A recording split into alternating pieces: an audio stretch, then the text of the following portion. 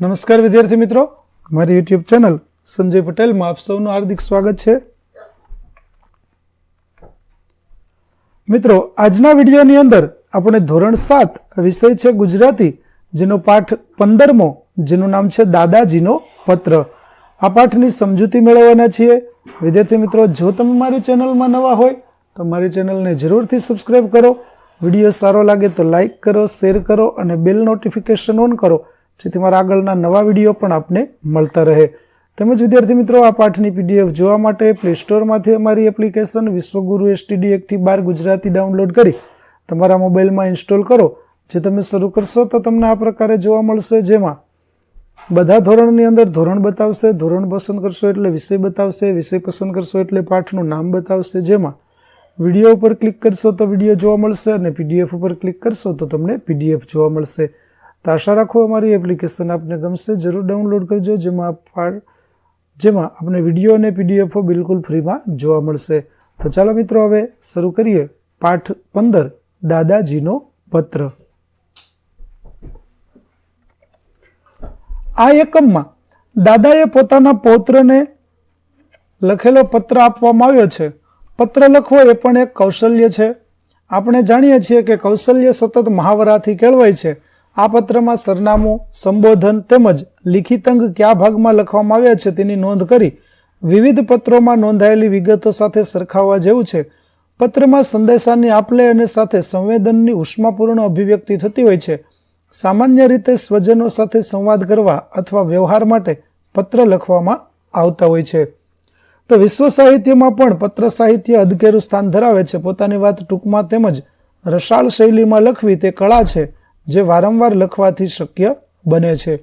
તો વિદ્યાર્થી મિત્રો, તમે અહીંથી પત્ર લેખનથી પરિચિત થાઓ, કેવી રીતે પત્રનું લખાણ થાય તે બધી જાણકારી માટે આપણને અહીં એક પત્ર લેખન આપવામાં આવ્યું છે. તેમાં સરનામું કેવી રીતે લખાય છે, સંબોધન કેવી રીતે થતું હોય છે, લિખિત અંગ કઈ રીતે લખાય અને પત્રની અંદર કયા કયા મુદ્દાઓ છે તે ધ્યાનમાં રાખી અને પત્રનું લેખન થતું હોય છે, તે આપણને અહીં સમજાવવાનો પ્રયત્ન કરવામાં આવ્યો છે. તો ચાલો આપણે જોઈએ કે પત્ર લેખન છે તે કઈ રીતે થાય છે.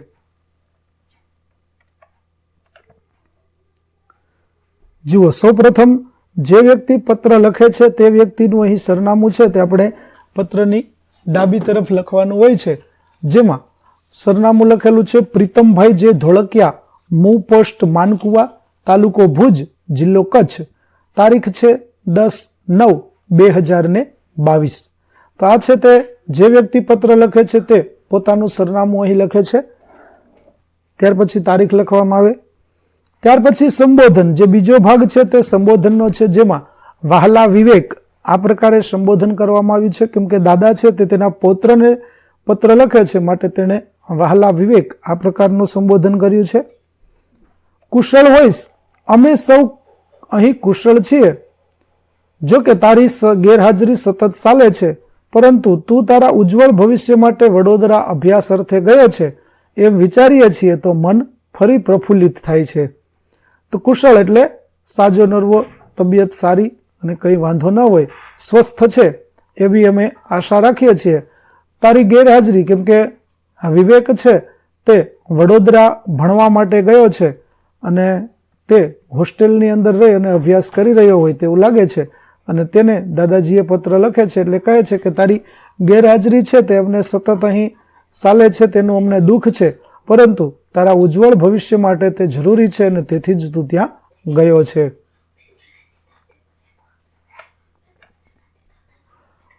મારો પત્ર તને આશ્ચર્યમાં મૂકે એમ બને. તારા કરતા તારા મિત્રો વધુ નવાઈ અનુભવશે, પરંતુ મને લાગે છે કે તમને સૌને નવાઈની સાથે આનંદ પણ થશે. ફોન કે મોબાઈલ ફોન નહોતા ત્યારે અમે અમારો સંદેશા વ્યવહાર પત્રથી જ ચલાવતા. કેમ કે તને આ પત્ર જોઈ અને આનંદ તો અચૂક થશે, કારણ કે અત્યારે મોબાઈલ ફોનના જમાનામાં હવે કોઈ પત્ર લખતું નથી અને તને પણ નવાઈ લાગશે અને તારા મિત્રોને પણ નવાઈ લાગશે. કેમ કે આજે પત્ર છે તે કોઈ લખતું નથી, એટલા માટે નવાઈ લાગે તે વાત વ્યાજબી છે. પરંતુ અમારા જમાનામાં, એટલે કે જૂના સમયની અંદર જ્યારે મોબાઈલ કે ફોન કંઈ ન હતું, ત્યારે અમારો સંદેશા વ્યવહાર છે તે અમે પત્રથી જ ચલાવતા. એટલે એકબીજાના સમાચાર પૂછવાના હોય કે કંઈ ખબર આપવાની હોય તો તે મોબાઈલ સમાચાર પત્ર દ્વારા જ મોકલવામાં આવતા. જેમ મોબાઈલની એક મજા છે એમ પત્રની પણ એક આગવી મજા છે.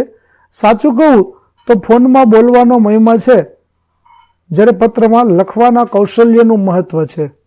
એટલે કે મોબાઈલ ફોનથી તમે જ્યારે કોઈ સાથે વાત કરો તો તમે તમારી વાત છે તે બોલીને રજૂ કરો છો, જ્યારે પત્ર લખવામાં તમારે પત્રનું લેખન કૌશલ્ય છે એ તમને ખબર હોવી જોઈએ અને લેખન દ્વારા તમે તે વાત રજૂ કરો છો. અરે બેટા, તને થશે કે દાદા તો રિટાયર્ડ થયા તોય ભણાવવાનું છોડતા નથી, ખરું ને? ખેર, હવે મૂળ વાત પર આવું. ત્યારે દાદા છે તે રિટાયર્ડ એટલે કે નોકરી પૂરી કરી અને નિવૃત્ત થઈ ગયા છે. તેમ છતાં પણ હજી તેઓ શીખવવાનું ચૂકતા નથી. પણ આજે મેં તને કંઈક નવું શીખવવું છે, તેટલા માટે હું મૂળ વાત ઉપર આવું છું. ક્યારનોય તને પત્ર લખવા અંગે વિચારતો હતો. આજે એ અનુકૂળતા મળી. તે ફોનથી પપ્પાને પૂછ્યું હતું કે પ્રવાસમાં જાવ કે કેમ? તો બેટા, મને લાગે છે કે તે પપ્પાને પૂછ્યું એ તો સારી વાત છે. એમની મંજૂરી તો લેવી જ જોઈએ અને વડીલો એ આપે પણ ખરા. પ્રવાસ અને પર્યટન આપણા જીવન ઘડતરમાં ઘણા જ મહત્વના છે. તો હું ક્યારનો વિચારતો હતો કે તને પત્ર લખું, પરંતુ અનુકૂળતા મળતી નહોતી. અનુકૂળતા એટલે પત્ર લખવાનો યોગ્ય સમય. તો યોગ્ય સમય મળ્યો અને અનુકૂળતા મળી, તેથી મેં ફોન લખ્યો, પત્ર લખ્યો. તે પપ્પાને ફોન કરીને પૂછ્યું કે હું પ્રવાસમાં જોડાઉં કે નહીં. તે સારી બાબત છે, કારણ કે કોઈ પણ નિર્ણય છે તે આપણે વડીલોને પૂછીને લેવો જોઈએ. આપણી રીતે આપણે નિર્ણય લેવો ન જોઈએ. મંજૂરી છે તે વડીલોની લેવી જોઈએ અને પ્રવાસમાં જરૂર જવું જોઈએ, કારણ કે પ્રવાસ અને પર્યટન છે તે આપણા જીવન ઘડતરની અંદર ખૂબ જ મહત્વનો ભાગ ભજવે છે. ખરું તો એ છે કે પર્યટન અને પ્રવાસ થકી જ માણસ ઉદાર દિલનો બને છે અને એને જીવનના રોકડા અનુભવો મળે છે. કારણ કે પ્રવાસ અને પર્યટનમાં આપણે અલગ જગ્યાએ જતા હોઈએ છીએ, એકલા જતા હોઈએ છીએ. તેથી આપણને જીવનની અંદર ઘણા નવા અનુભવો મળે છે અને જે આપણા જાત અનુભવો હોય છે. પ્રવાસ દ્વારા જુદા જુદા પ્રદેશની ભૂગોળ, ઇતિહાસ અને લોક સંસ્કૃતિનો સીધો પરિચય મળે છે. જે તે પ્રદેશના સાંસ્કૃતિક વારસાથી પણ આપણે સૌ પરિચિત બનીએ છીએ. એટલે કે પ્રવાસની અંદર આપણે જે સ્થળોની મુલાકાતો લઈએ છીએ તે સ્થળોની ભૂગોળ, તેનો ઇતિહાસ શું છે, તેની લોક સંસ્કૃતિ શું છે, આ બધું જ આપણને પ્રવાસ દ્વારા જાણવા મળે છે અને જે તે વિસ્તારના સાંસ્કૃતિક વારસાનો પણ આપણને પરિચય મળે છે. એટલે પ્રવાસની અંદર તો અચૂક જવું જ જોઈએ. આપણા દેશમાં તો આ પરંપરા યુગ જૂની છે. ઋષિઓથી લઈને ગૃહસ્થો પણ દેશાટન અને તીર્થાટન માટે નીકળતા. આપણી ગુજરાતી ભાષામાં અને દેશની બીજી ભાષાઓમાં પ્રવાસને લગતા ઘણા પુસ્તકો પણ છે. મને તરત બે પુસ્તકોના નામ યાદ આવે છે. એક તો કાકા સાહેબ કાલેલકરનું હિમાલયનો પ્રવાસ અને બીજું પુસ્તક તે સુંદરમનું દક્ષિણાયન. દિવાળીની રજાઓમાં શક્ય હોય તો તું એ બે પુસ્તકો જરૂર વાંચજે. તો વિદ્યાર્થી મિત્રો, આપણા સંસ્કૃતિની અંદર આપણી પરંપરાઓ છે તેમાં પ્રવાસ પર્યટન છે તે ખૂબ જ જૂના છે. ઋષિમુનિઓ અને ગૃહસ્થો છે તે પણ દેશાટન એટલે કે દેશો ફરવા માટે અને તીર્થાટન એટલે કે તીર્થોની અંદર યાત્રા કરવા માટે વર્ષોથી જતા હતા. અને આપણી ગુજરાતી ભાષા છે તેની અંદર તેમજ બીજી ભાષાઓની અંદર પણ પ્રવાસને લગતા પુસ્તકો પણ અસંખ્ય છે. તેમાંથી બે પ્રવાસ વર્ણનના પુસ્તકો, જેમાં એક કાકા સાહેબ કાલેલકરનો પ્રવાસ વર્ણન એટલે હિમાલયનો પ્રવાસ અને બીજું છે કવિ સુંદરમ રચિત દક્ષિણાયન, કે જેમાં ખૂબ જ સરસ રીતે પ્રવાસનું વર્ણન છે તે કરવામાં આવ્યું છે. દિવાળીની રજાઓમાં જો શક્ય બને તો તું બંને પુસ્તકો વાંચજે. બીજી એક વાત કહેવાની મને બહુ જ ઉત્સુકતા છે કે તારા કહેવાથી હું હવે સારી ફિલ્મો જોવામાં રસ લેતો થયો છું. અગાઉ મને કોણ જાણે કેમ પણ ફિલ્મો પ્રત્યે સુગ હતી. હવે મને સમજાય છે કે ફિલ્મ અભિવ્યક્તિનું એક સબળ માધ્યમ છે. સારી ફિલ્મો લોકમાનસ ઉપર ધારી અસર કરી શકે છે. તો બીજી વાત કહેવા માટે હું ઉત્સુક છું, આતુર છું કે તારા કહેવાથી મેં હવે સારી ફિલ્મો જોવાનું શરૂ કર્યું છે. કેમ કે સારી ફિલ્મો છે તેના દ્વારા અગાઉ મને એમ હતું કે ફિલ્મો છે તે ન જોવી જોઈએ, પરંતુ હવે મને ખ્યાલ આવ્યો, હવે મને સમજાયું કે સારી ફિલ્મો છે તે પણ આપણને કંઈક શીખવી જાય છે. તેથી આપણે નવી ફિલ્મો, સારી ફિલ્મો છે તે જરૂર જોવી જોઈએ, જેની લોકોના મન ઉપર ઘણી ઊંડી અસરો થતી હોય છે. બેટા, તારા પપ્પાએ મને જણાવ્યું કે તું ગણિત વિષયના યુનિટ ટેસ્ટના પરિણામ નબળું આવવાને કારણે થોડો નિરાશ થયો હતો. હું તને કહું કે નિરાશ થવાની જરાય જરૂર નથી. ગણિત વિષય એક શાસ્ત્ર છે. એમાં વધારે સ્વાધ્યાય અને અભ્યાસની જરૂર રહે છે. તું મિત્રોની મદદથી ગણિત વિષયની પાયાની સંકલ્પનાઓથી અવગત થજે. જરૂર સારું પરિણામ મળશે. ત્યારે દાદાજી આગળ વાત કહે છે કે મેં તે આગળ જાણ્યું, તારા પિતાએ મને જણાવ્યું કે તું ગણિત વિષયની જે યુનિટ ટેસ્ટો લેવાય છે તેમાં તારે નબળું પરિણામ આવે છે, થોડા ગુણ ઓછા આવે છે. તો નબળા પરિણામથી ચિંતિત થવાની કોઈ જરૂર નથી કે નિરાશ થવાની જરૂર નથી. કારણ કે ગણિત છે તે એક વિષય છે અને એક શાસ્ત્ર છે. તેમાં વધારે માર્ક મેળવવા હોય તો વધારે ને વધારે સ્વાધ્યાય અને અભ્યાસ કરવાની આપણે જરૂર પડે. તો તું તારા મિત્રોની મદદ લઈ અને ગણિતની પાયાની સંકલ્પનાઓથી, પાયાની બાબતો છે તેનાથી જો માહિતગાર થઈશ, અવગત થઈશ તો તને ચોક્કસ જરૂર પરિણામ મળશે. મેં અનેક સફળ લોકોના જીવન ચરિત્રો વાંચ્યા છે. એમાંના કંઈ બધા જ દરેક વિષયમાં પ્રવીણ હતા એવું નહોતું, પરંતુ તેઓ કોઈ પણ પરિસ્થિતિમાં નિરાશ થયા નહોતા. ત્યારે દાદાજી તેને બીજી વાત કહેતા કહે છે કે મેં એવા કેટલાય લોકોના જીવન ચરિત્રો વાંચ્યા છે કે જેઓ બધા વિષયમાં પ્રવીણ એટલે કે હોશિયાર ન હતા, પરંતુ તેઓએ ક્યારેય હાર ન માની, નિરાશ ન થયા અને તેના કારણે તેઓ મહાન બની શક્યા. વિશ્વવિખ્યાત વિજ્ઞાની આલ્બર્ટ આઇન્સ્ટાઈનના શિક્ષણ સંદર્ભ બાળપણના તેમના શિક્ષક ઘણા જ નિરાશ હતા, પરંતુ આઇન્સ્ટાઈને ચમત્કાર કરી દેખાડ્યો. તું પણ એ કરી શકે. જરા પણ નિરાશ થયા વિના ગણિત માટે થોડો વધારે સમય ફાળવજે. તારે માટે ગણિતના કોયડા અને ઉખાણાને લગતા 2 પુસ્તકો મોકલી આપું છું.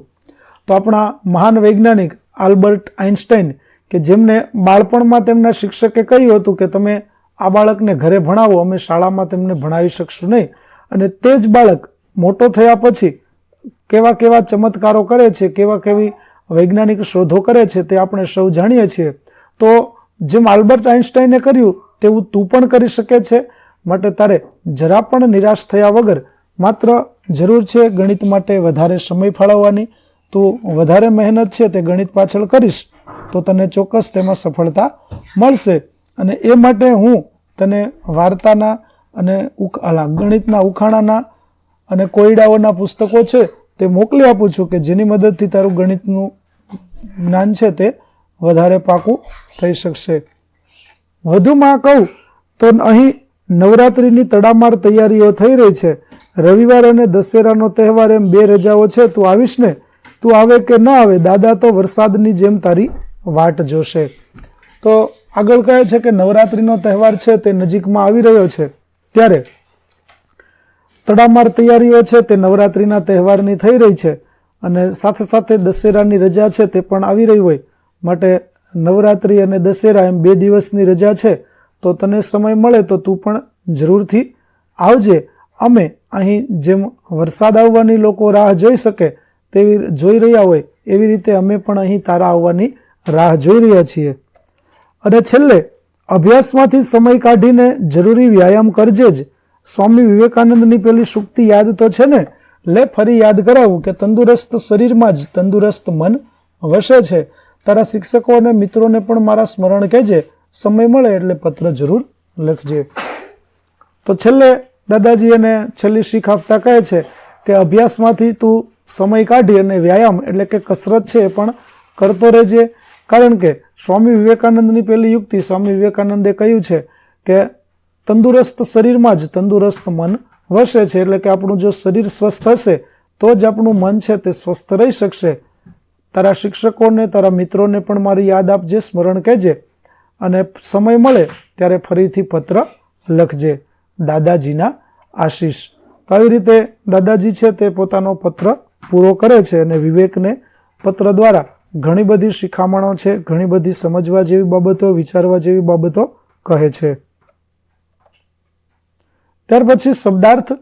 તો ઉજ્જવળ એટલે ઉજળું, દૈદીપ્યમાન, મહિમા એટલે પ્રતાપ, યશ, રિટાયર્ડ એટલે નિવૃત્ત, પ્રવાસ એટલે મુસાફરી અને પર્યટન એટલે મુસાફરી પરંતુ સામાન્ય રીતે નાનો પ્રવાસ, લોક સંસ્કૃતિ એટલે લોકોની સંસ્કૃતિ, તીર્થાટન એટલે તીર્થયાત્રા, સંકલ્પના એટલે અવધારણા, વિભાવના, વિશ્વવિખ્યાત એટલે વિશ્વમાં જાણીતું, અને તડામાર એટલે ધમધોકાર, ઝપાટાબંધ.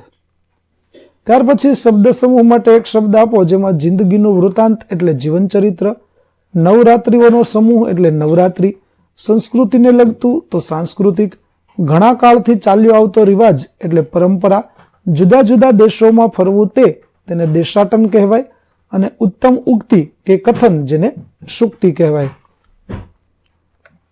તો વિદ્યાર્થી મિત્રો, અહીં આપણો પાઠ 15 દાદાજીનો પત્ર ના પાઠ સમજૂતી છે તે પૂરી થાય છે.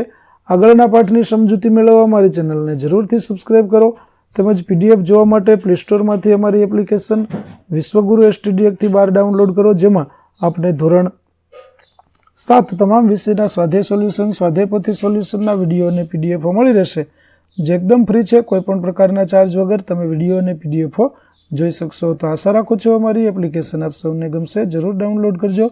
ફરી મળીશું નવા પાઠ સાથે. ત્યાં સુધી આવજો.